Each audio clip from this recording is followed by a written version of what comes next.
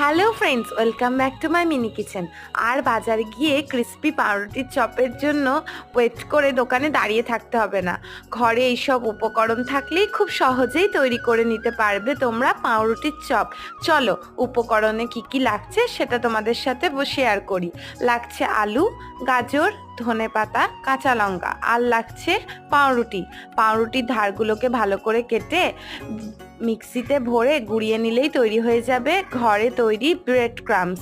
আর লাগছে নুন, ধনে গুঁড়ো, জিরে গুঁড়ো, হলুদ গুঁড়ো, শুকনো লঙ্কার গুঁড়ো।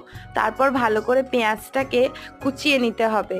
পেঁয়াজটা যতক্ষণ আমি কাটছি ততক্ষণ ঝটপট গিয়ে আমার চ্যানেলটা সাবস্ক্রাইব করে নাও, যাতে নেক্সট রেসিপিগুলো তোমরা একদমই মিস না করতে পারো।